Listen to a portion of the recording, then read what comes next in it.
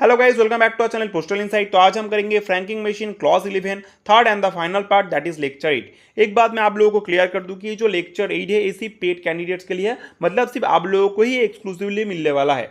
तो पिछले पार्ट में हमने 13 पॉइंट तक कंप्लीट किया था, आज हम करेंगे 14 पॉइंट से स्टार्ट। तो 14 पॉइंट बता रहा है रिचार्ज ऑफ फ्रैंकिंग मशीन। तो देखो, जो इनिशियल रिचार्ज होता है फ्रैंकिंग मशीन का वो 2000 रुपये का होता है। फिर सब्सिक्वेंट रिचार्ज जो होता है वो मिनिमम 1000 का करना पड़ता है, और जो मल्टीपल ऑफ 100 के हिसाब से किया जाता है। फिर नेक्स्ट पॉइंट है recharge should be done when the balance falls below ₹100। 100 रुपये से कम अगर फ्रैंकिंग मशीन का बैलेंस हो जाए तो आपको रिचार्ज करना पड़ेगा। There is no maximum limit for recharge, कोई लिमिट नहीं है मैक्सिमम रिचार्ज करने के लिए। Payment including advance rental should be made only by cheque or bank draft. आपको जो पेमेंट वगैरह होता है या एडवांस रेंटल वगैरह का पेमेंट होता है वो किस में करना पड़ेगा, बाय चेक या बैंक ड्राफ्ट के हिसाब से करना पड़ता है। नेक्स्ट पॉइंट है the post office grants a receipt for any money paid by the licensee in the form ACG 67। Exam पे बहुत बार पूछा जाता है कि जो अगर कोई पोस्ट ऑफिस का जो मतलब अगर कोई रिसिप्ट ग्रांट कर रहा है जो आपने पे किया वगैरह वगैरह, उसमें वो कौन से फॉर्म में किया है, तो वो फॉर्म होता है ACG 67 फॉर्म में उसका रिसिप्ट दिया जाता है। ठीक है। फिर नेक्स्ट पॉइंट है registered repairs and job cards must be preserve for 2 years and will be open for inspection by authorise postal officials at any time.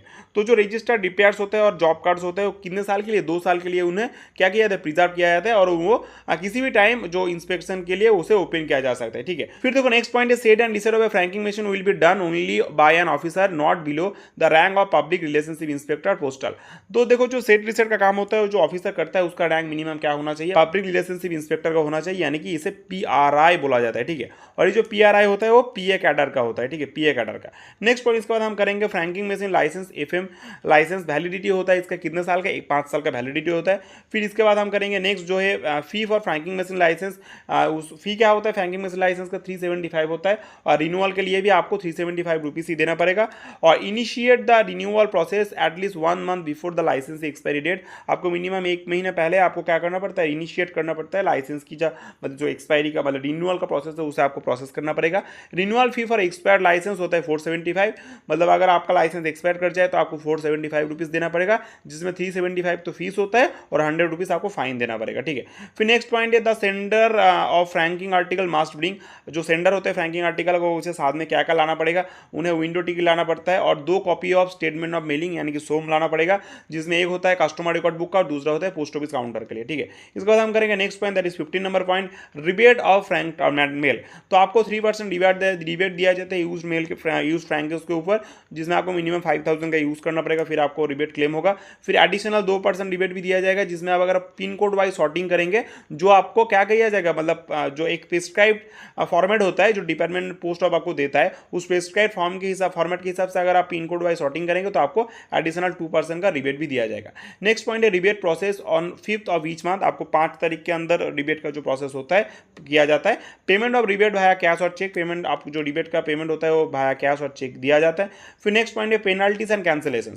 तो देखो, licence can be cancel by divisional head. Licence divisional head आपका cancel कर सकता है। Exceptional cases में आपको कौन cancel करेगा, उन्हें handle by the circle head, मतलब कुछ एक्सेप्शनल केस में सर्कल हेड भी उन्हें क्या कर सकता है, हैंडल करता है, मतलब उन्हें कैंसिल कर सकता है। फिर नेक्स्ट पॉइंट है लेट रिन्यूअल फीस होता है ₹100 का, 100 रुपये आपको लेट फी देना पड़ेगा। ठीक है। फिर after expiry 15 days notice is issued to the user to renew within 3 months। आपको एक्सपायरी का 15 दिन के अंदर एक नोटिस दिया जाएगा, उसमें आपको बताया जाएगा आपको 3 month के अंदर आपको रिन्यूअल करना पड़ेगा। ठीक है, नहीं तो पूरा एक्सपायर हो गया। फिर इसके बाद हम लोगों का पॉइंट है if any condition is violated the licence is cancel immediately. अगर आपने कोई कंडीशन वायलेट किया तो आपका लाइसेंस इमीडिएटली कैंसिल कर दिया जाएगा। नेक्स्ट पॉइंट है इंपॉर्टेंट समरी पॉइंट्स। तो हम कुछ इंपॉर्टेंट समरी पॉइंट्स देखेंगे जो हमने अभी तक किया, उनको हम समराइज करेंगे, देखेंगे क्या क्या पढ़ना पड़ेगा, मतलब क्या क्या इंपॉर्टेंट पॉइंट्स है। तो देखो, franking machine must licensed and inspected before use. आपको फ्रैंकिंग मशीन यूज करने से पहले लाइसेंस लेना पड़ता है और उसे इंस्पेक्ट करके देखना भी पड़ता है। नेक्स्ट पॉइंट है रेड इंक होता है EFM मतलब इलेक्ट्रॉनिक फ्रैंकिंग मशीन के लिए, और ब्लू इंक होता है RMFM यानी कि रिमोटली मैनेज फ्रैंकिंग मशीन के लिए। नेक्स्ट पॉइंट है franking article must be posted on the same day. आपको सेम डे में फ्रैंकिंग आर्टिकल्स को पोस्ट करना पड़ता है। लाइसेंस की वैलिडिटी होता है 5 साल का। रिन्यूअल फी होता है 370 रुपीज़, और लेट फी आपको अगर लेट रिन्यूअल कर रहे हैं आप तो आपको 470 रुपीज़ देना पड़ेगा। 375 रिन्यूअल और 100 रुपीज़ क्या होता है, लेट फाइन होता है। नेक्स्ट है 3% कमीशन दिया जाता है फ्रैंक यूजेज के ऊपर। Rebates available for bulk milling. अगर आप बाल्क मिलिंग करेंगे, बहुत ज़्यादा मिल करेंगे तो आपको वहाँ पे भी रिबेट दिया जाएगा। फिर देखो unauthorise uses result in cancellation. अगर आप अनऑथोराइजली यूज करेंगे फ्रैंकिंग मशीन को तो आपका लाइसेंस कैंसिल कर दिया जाएगा। नेक्स्ट है franking machine licence and fees renewal. तो हमने पहले भी किया था, तो देख लेते हैं हम क्या क्या पॉइंट है।